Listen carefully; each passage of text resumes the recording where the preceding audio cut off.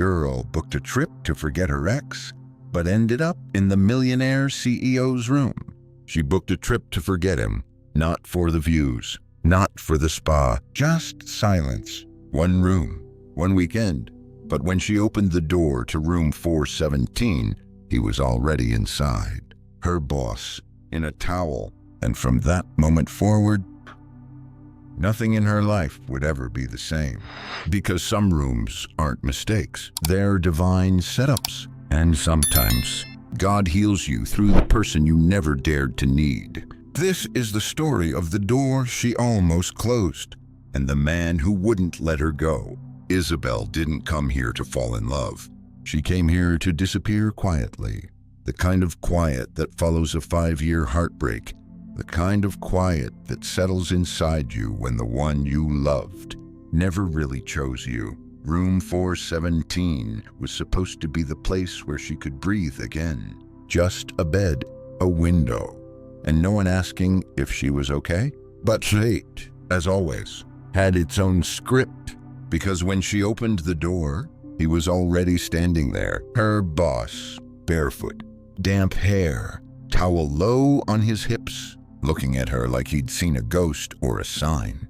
"Isabel," he said, like her name held weight. She froze. Her suitcase wheels stopped mid-roll. This wasn't the retreat she'd booked. This was a mistake. Except it wasn't. That night, neither of them left the room. Not because of attraction, not even yet, but because there was a silence between them that didn't feel lonely. He spoke first. "Do you think people know when they've broken someone, or do they just move on without noticing?" And just like that, something shifted. Two people stitched in pain, finally breathing without pretending. Because the world had watched them both from the outside. Polished, controlled, professional. But behind hotel doors, grief had no hierarchy. She had Mark, the man who let her go without ever really holding her. And Edward, he had a memory named Sophie, a woman he lost before he ever got to say, "I loved you." 2 ghosts, 2 rooms. And now, one night that neither of them could explain. But what happens when one night turns into everything? What happens when the person who sees your wounds doesn't flinch, they stay? What happens when the room you almost walked out of becomes the first place you finally felt safe? If you're still watching this, it's not by accident. Maybe you have a room like that. Maybe you have someone you almost walked away from or toward. Either way, this is your sign. Because this love story wasn't loud, it was whispered. And some stories were never meant to be shouted. Only heard by the ones who need them most. Let's begin. Chapter 1. The door she almost didn't open. She wasn't supposed to see him like that. Not barefoot, not dripping from the shower, not in a white towel that clung to him like it had known him longer than she had, and definitely not in her room. Isabel's breath caught the moment the bathroom door clicked open. Her hands still gripped the handle of her suitcase, frozen in place. Her whole body, suddenly alert, was too still to feel real. He stood in the doorway, surprised, like the universe had just told him a secret. "Isabel!" His voice cracked around her name. She blinked. Words tried to form, but collided with heat rising to her cheeks. They gave me this room. Room 417. I booked it 2 weeks ago. His brows furrowed. He rubbed a hand through his damp hair. "Same here. Just checked in." Silence stretched thin between them. The kind of silence that made everything louder. She looked away, clutched her phone, and took a hesitant step back. "I'll go to reception." "It's fine. I'm sorry, I didn't mean to." "Wait." She paused. His voice was calmer this time. Thoughtful, like he was trying to unwrite the awkwardness. It's late. And honestly, they might take hours to sort this, if at all. He shifted his weight, still standing barefoot on the carpet like he wasn't sure if he should stay or leave. "I'll take the couch. No pressure. Unless you'd rather go downstairs, I'll come with you." He wasn't asking. He was offering. Isabel stared at him, unsure which part of her wanted to say no and which part already wanted to stay. Something about his presence didn't feel dangerous. It felt safe, not romantic. Not yet. But curious. Familiar, even though it shouldn't have been. She nodded. Okay, just for the night. The room changed after that. Or maybe she did. She changed in the bathroom. Pajama shorts, cotton t-shirt, hair pulled back. She came out to find the bed made only one side turned down. A glass of water on the nightstand. He hadn't said anything, but that gesture said enough. Edward sat quietly on the couch, scrolling through his phone like it meant something. It didn't. She crawled under the covers and turned off the lamp. Only the city lights outside remained, flickering softly against the glass. And just when she thought silence would have the final word, his voice found her again. Do you think people know when they've broken someone, or do they just move on without noticing? She turned her head toward him, startled. His tone was different. No suits, no meetings, just the worn-out hum of someone still trying to breathe. I think, she whispered, some don't realize, but others do. And the ones who got broken, they're the ones who never forget. He nodded slowly, staring into the dark. How long did it take you to stop remembering? She was quiet, because the truth was, she hadn't. Not yet. I'm still trying, she finally said. He looked at her then, not the way a boss looks at his employee, but the way a man looks when he doesn't have to pretend anymore. That silence between them softened, became something warmer, deeper. They weren't strangers anymore, and they weren't quite friends.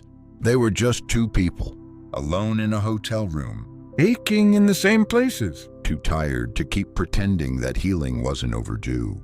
He stood and walked to the window. She watched the shadows play across his face as the city moved outside. He folded his arms, hesitated. I didn't come here for business, he said finally. Isabel sat up. You didn't? No. She waited. I came to forget someone. Two. Her breath caught. Who? Asked her, eyes softer than she'd ever seen. You remind me of her. And just like that, the ache she thought she left at home suddenly felt like it wasn't hers alone. Chapter 2. The man who didn't let her leave. She woke to the smell of coffee. Not hotel coffee, burnt and bitter, but something gentler, a little warmer, almost like someone had thought about her before the sun rose. Isabel blinked against the light seeping through the curtains. She sat up slowly, blankets still wrapped around her like armor she hadn't realized she was wearing. Edward stood by the kitchenette, white shirt, dark slacks, sleeves rolled up, barefoot, pouring coffee into 2 paper cups like he'd done it 100 times, like they hadn't just shared the most intimate silence of their lives. He didn't say anything, just handed her a cup. She took it. Their fingers brushed. Sleep okay? He asked, voice soft. Surprisingly, she said. They sipped in silence, and then her phone buzzed. A name flashed across the screen. Marka, a text. Thinking about you. Can we talk? Her stomach twisted, not from longing, but from the weight of how little that name meant now. She didn't reply. And I just turned the phone over and stared at it like it might change its mind. Edward noticed, but didn't pry. He just stepped away, giving her space, like he already understood. After a long moment, she whispered, I don't know why I waited so long for him. He turned slightly, still didn't ask, still didn't press. She continued, he never really saw me. Not the way I needed, not the way I think I see myself now. Edward nodded, his gaze thoughtful. Sometimes we chase what's familiar, even when it hurts. She looked at him, and sometimes, she said, we find something real when we finally stop chasing. Their eyes met, and for the first time in a long time, she didn't look away. The knock came at 9. There were 7, a young hotel clerk, nervous smile, 2 key cards in hand. Miss Bennett, we've fixed the booking issue. You have your own room now. just down the hall. Of course, it had to end. She stood and began gathering her things, fingers trembling as she zipped up her bag. Edward didn't say anything, and somehow, that silence hurt worse than if he had begged her to stay. "I guess I'll see you back in the office," she said, forcing a polite smile. "Yeah," he said. "Monday." She turned toward the door, but paused. "I meant what I said last night," she murmured without turning. "Sometimes the person we need is the one who sees through the mess." And then she left. The door clicked shut behind her. She stood in the hallway, the key card to her new room pressed against her chest. It should have felt like relief. Her own space, her own bed, her own air. But all she felt was absence. Behind her, room 417 stayed closed. Until it didn't. She heard it before she saw it, the soft click of the door unlatching. She turned. Edward stood there, still barefoot, still looking like a man who hadn't finished the sentence he needed to say. His voice was low, barely above a whisper. "I should have said something before you left." She blinked. He stepped forward, slowly, measured, like crossing toward something fragile. "I don't think this was an accident." She didn't move. He didn't falter. "I know we work together," he said, "and I know there are lines. But if I let you walk away from that room without saying something real, I'd regret it." She felt her throat tighten. "Last night was the first time in years I felt like I could breathe, like I didn't have to keep performing. And it wasn't the place or the silence. It was you." Isabel's eyes burned. She wasn't used to this kind of honesty, especially not from a man like him, especially not from someone who could have kept pretending and chose not to. "I didn't expect to feel anything," she whispered. "Not after what I've been through." "I know," he said, "but I did." And then she looked down at the key card still in her hand. The door to her new room just 10 feet away. The safe choice, the easy one. But when she looked up, he was still there. And suddenly, she knew. She didn't want safe. She wanted real. Isabel walked past her new door, didn't even glance at it, and stopped in front of him. She held up her card. "So, what now?" Edward looked stunned, then relieved, then steady. He opened the door. This time, she walked in by choice. That afternoon, they didn't talk about the past. They didn't talk about work. They sat on the floor with cheap takeout, Thai food. He couldn't handle anything spicier than mild curry. She teased him. He threw a pillow at her. They laughed, and the laughter didn't ache. It just lived. She told him about her grandmother's porch swing, how she used to write poetry no one ever read. He told her about failing his driver's test 3 times, and his obsession with terrible action movies. They sat close, but not touching. And for the first time in forever, Isabel wasn't afraid of being close. Not with him. That night, before she turned off the lamp, Edward looked at her. "You know, I used to believe love had to be complicated, that it had to come with pain, that it didn't count unless it broke you." She looked up, surprised. "And now?" she asked. He smiled softly. "Now, I think maybe love is supposed to feel like this. Quiet, like a room you never want to leave." She didn't say anything. She just smiled and turned off the light. Chapter 3. The Cafe and the Ghost. The message came just before sunrise. "I'm in town. Just want 5 minutes, Mark." She stared at it in the half-light of morning, still curled under the hotel duvet, warmth clinging to her like memory. She hadn't heard his voice in months, hadn't needed to, but something inside her stirred. Not because she missed him, but because something still felt unfinished. She sat at the edge of the bed, phone in hand, pulse unsteady. Edward walked in from the balcony, coffee in one hand, hair slightly windblown from the early breeze. He paused. She didn't look up. "I need to see him," she said. Silence. Then, "Mark," she nodded, eyes still fixed on the screen. I just I need to know the past is really over before I keep writing something new. Edward's jaw tightened, but he nodded. Then I'll be here when you come back. She met his eyes. I hope you are. And then she left. The cafe was quiet. One of those places that smelled like sea salt and unfinished conversations. They used to come here when things were good. When good meant pretending, smiling for others, making plans that never left the notebook. Now, 2 untouched cups of coffee sat between them, steam rising, slants louder than ever. Mark looked the same, tousled hair, sharp jaw, that watch he always wore too tight, like he needed to feel something pulsing. You look good, he said. She didn't answer, just awaited. Why did you want to see me? She asked, voice calm, controlled.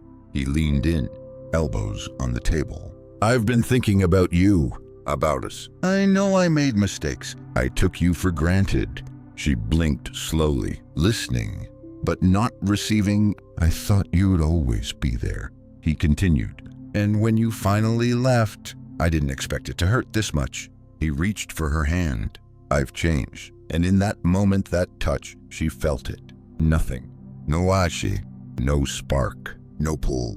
Just a strange, weightless kind of freedom. I waited for you, she said softly. For years, I waited, begged you to see me, to fight for us.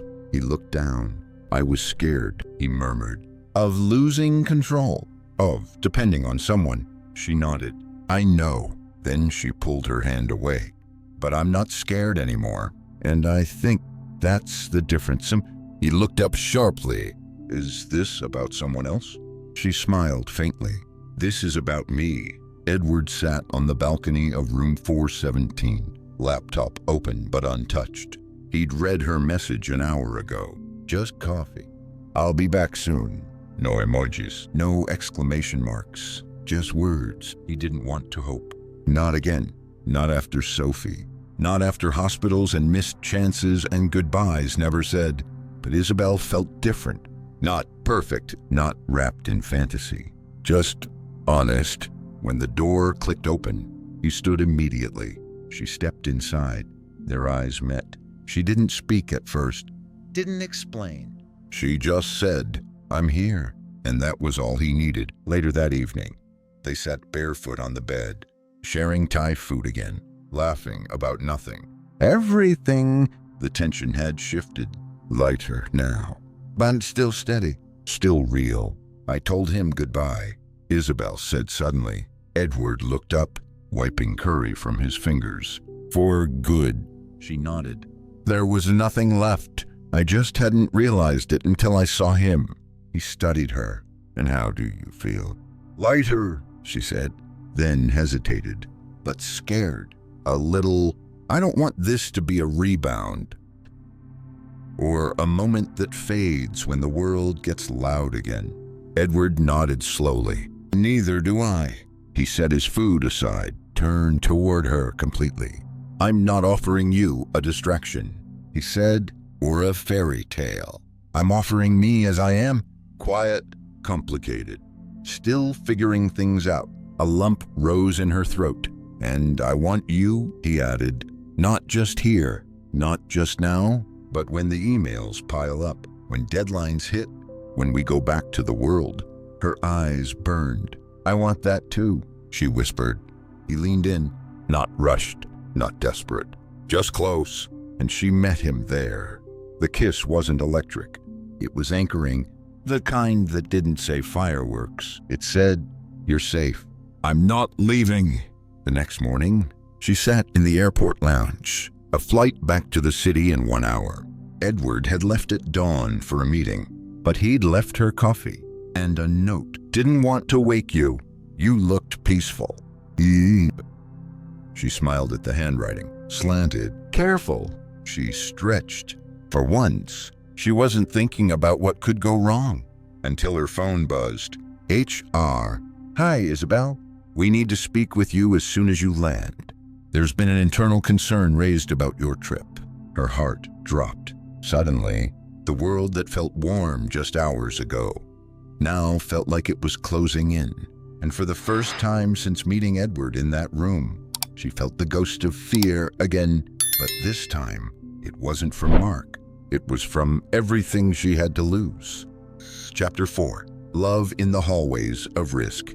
The elevator ride up felt longer than usual. Isabel stood pressed into the corner, her reflection fractured in the metal door. Her phone was face down in her bag, but the words from HR wouldn't leave her. There's been an internal concern raised about your trip. Concern. Such a clean, corporate word. So polite, so loaded. Each step toward the HR director's office felt heavier. The halls buzzed with small talk, keyboards, laughter. But inside her chest, silence. When she entered, Michelle was already waiting. Polished, calm, clipboard ready. "Thank you for coming in right away," Michelle said, gesturing toward the seat across from her. "We just need to clarify a few things."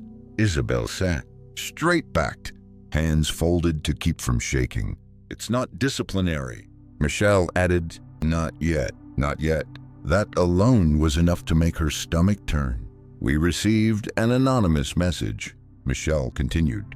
"Through the ethics channel, it referenced a personal entanglement between you and a member of executive leadership during a company-paid trip." Isabel blinked. "It wasn't a company trip," she said. "I booked that room myself." Michelle nodded. Edward Hale was listed as traveling for business, and part of the room was filed under his executive card. Isabel froze. She hadn't known that. Michelle leaned forward gently. "We're not accusing anyone, but if there's a romantic involvement or the appearance of one, we need to document it. Especially considering Edward's position. Romantic involvement. How do you explain something that's still blooming? Still unspoken in so many ways, but undeniable?" She didn't answer. Not because she didn't know, but because it suddenly felt like saying it out loud might make it cost too much. That afternoon, Isabel sat alone in the break room, hands wrapped around a cup of coffee gone cold. She hadn't spoken to Edward all day. Meetings, timing, distance, but she hated the silence. She hated that what felt so sacred just yesterday now felt exposed. The door creaked open behind her. She didn't need to look. It was him. Edward's presence always changed the room. He walked in slowly, closing the door behind him like he already knew what she was about to say. "They talked to me too," he said softly. Her eyes met his. "I didn't say anything." "I know." He stepped closer. "I told them I'd speak with legal about formally disclosing something. Whatever this is." Her stomach nodded. "I didn't want this to turn into drama." "It's not drama," he said, "but it's risk. But it doesn't mean it's wrong." She looked at him, her chest a battlefield. "Is it worth it?" she asked. Edward studied her face. Quiet, unwavering. "You tell me." That question gutted her, because yes, every part of her wanted to say yes, but she had spent so long keeping her head down, choosing safety, choosing silence. "I need time," she whispered. He nodded once, then take it, and he left. No guilt, no pressure, just space. That weekend, Isabel took the train to her mother's house, a small cottage just outside the city. The garden was overgrown, but familiar. Wind chimes still whispered on the porch. Her mother was in the kitchen, humming jazz under her breath. They drank tea in chipped mugs, talked about nothing, until Isabel broke. "I think I'm falling for someone." Her mother looked up. "That's good, isn't it?" Isabel hesitated. "It is, but he's my boss. And now people know, and I feel like if I choose him, I could lose everything I built. But if I walk away, I'm giving up something real." Her mother stirred her tea gently. "You know, your father and I met at work," she said. "He was head of maintenance. I was the receptionist." People whispered, but love doesn't wait for approval. Isabel blinked back tears. Her mom reached across the table, squeezed her hand. "It's not about whether it's complicated. It's about whether it's right for your heart and whether you're both willing to face the world when it stops being easy. That night, Isabel sat in her childhood bedroom, a place that smelled like safety and old books. She opened her laptop and wrote herself a letter. To the girl who waited too long, to the woman who silenced herself to make others comfortable, to the part of her heart that finally wanted to be seen fully. She wrote, "I'm done choosing comfort over courage. I'm done hiding my heart to protect someone else's expectations. I want love that isn't afraid of being known." Monday morning, Isabel stepped off the elevator and walked straight to Edward's office. Her heels didn't shake. Her hands didn't hide. He stood by the window when she entered. He turned, startled. "I'm ready," she said, his brow furrowed. Ready for what? She stepped in, to stop hiding, to start something real. But before he could respond, another voice came from behind. "Michelle." And the company's legal advisor. "Sorry to interrupt," the lawyer said. "We need both of you in the conference room. There's been a formal investigation launched." Isabel's breath caught. Edward's jaw tightened. She moved closer to him and whispered just loud enough for him to hear, "Whatever happens, I'm not walking away." Chapter 5. The letter that broke heaven open. The glass table in the conference room gleamed too bright, too still. Isabel sat at one end, hands clasped in her lap so tightly her knuckles turned white. Beside her, Edward looked calm, but she could see the storm sitting just beneath his stillness. Across from them, Michelle, Lego, and a third woman. Isabel didn't recognize someone from corporate compliance. No one smiled. The woman in the blazer spoke first. Clinical, measured. "We're here to discuss a potential violation of company policy, a non-disclosed relationship between a senior executive and a direct report." Each word landed like a stone in Isabel's stomach. Edward leaned forward before they could continue. "I want to be clear, Isabel never received a professional advantage because of me. Nothing began until after the hotel mistake, and it was just that." "A mistake?" Michelle raised her hand gently. "Edward, this isn't a trial. We just need clarity." The compliance officer nodded. "To protect both parties, we need an official disclosure signed by both of you.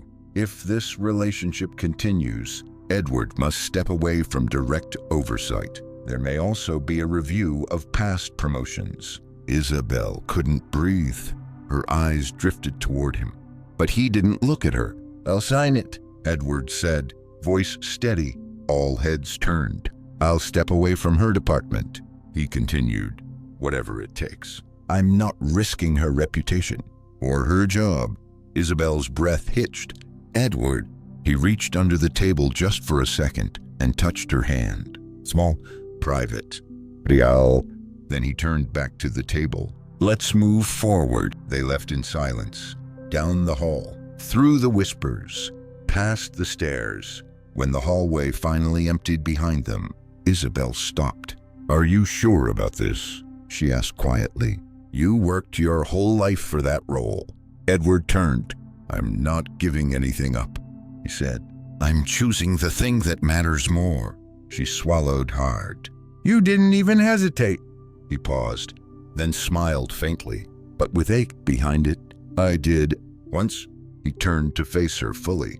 "I hesitated with her. Sophie." She nodded slowly. The name she'd only heard once.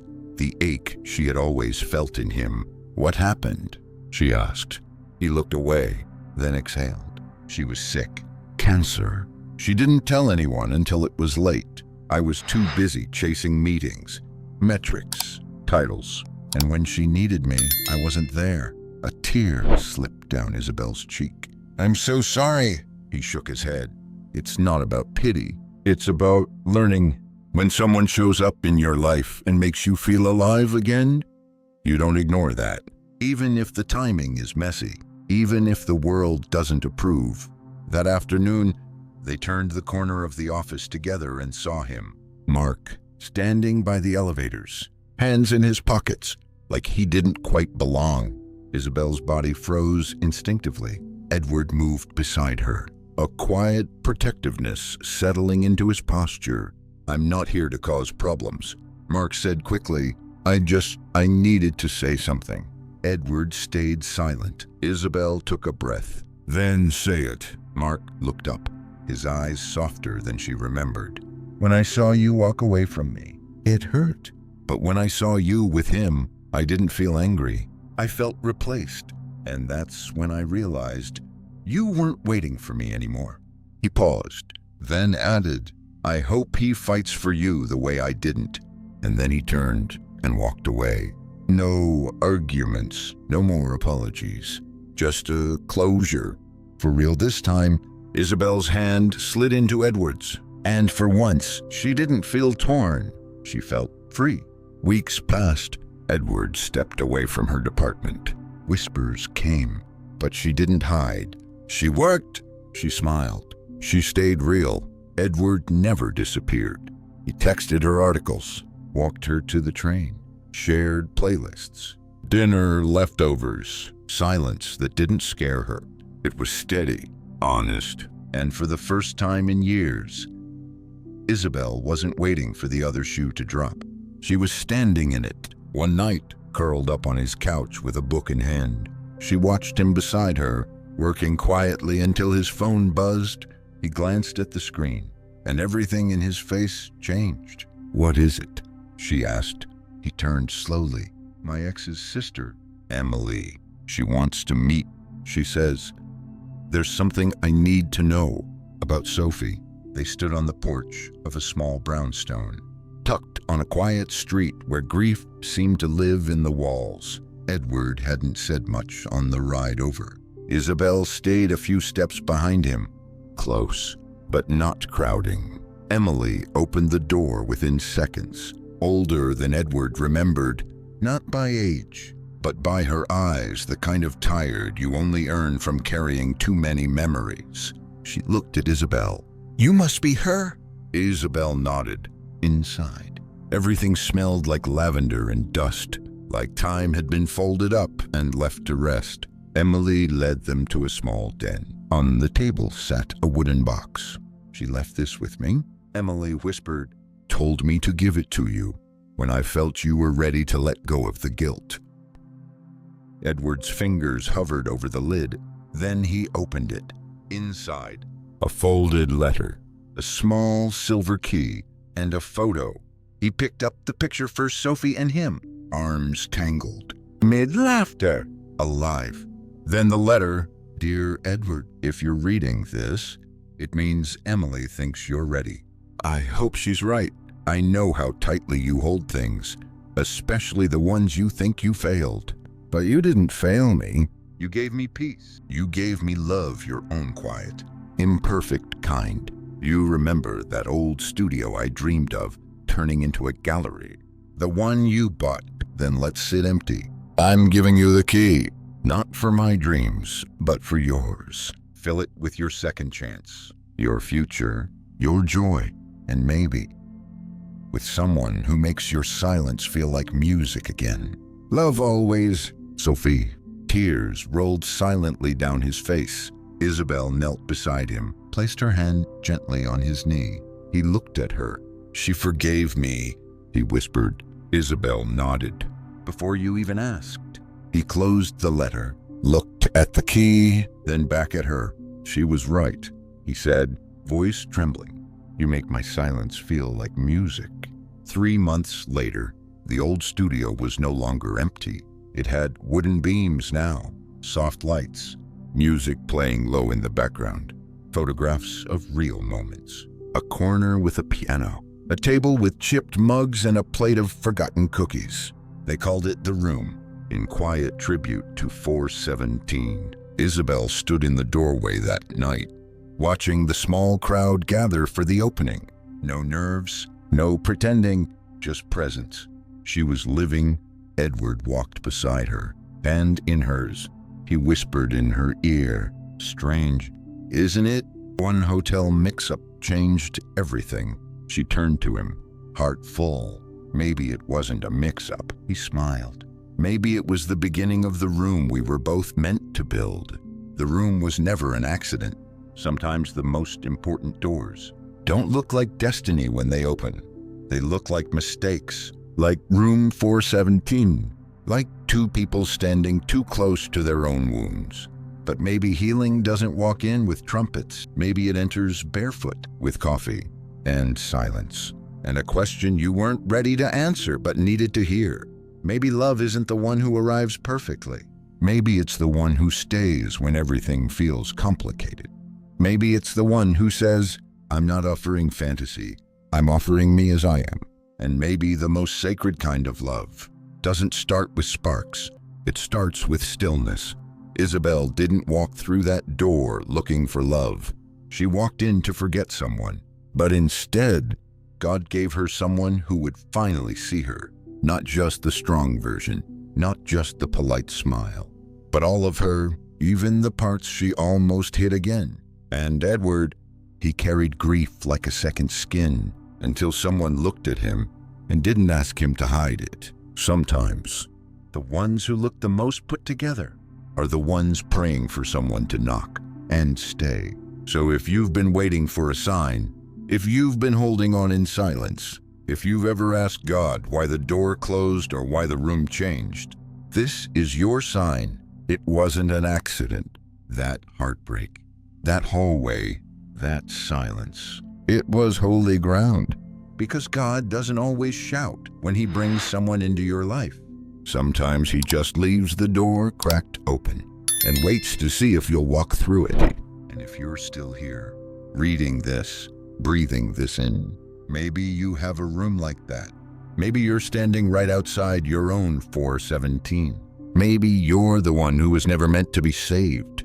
Because maybe you're the one who saves someone else by finally being brave enough to stay. If this felt like your story, if you've ever walked through a door you almost avoided and found something sacred on the other side, type 7 in the comments to mark this moment, to honor your own room, to remind yourself, I am seen, I am chosen, and this time I'm not walking away.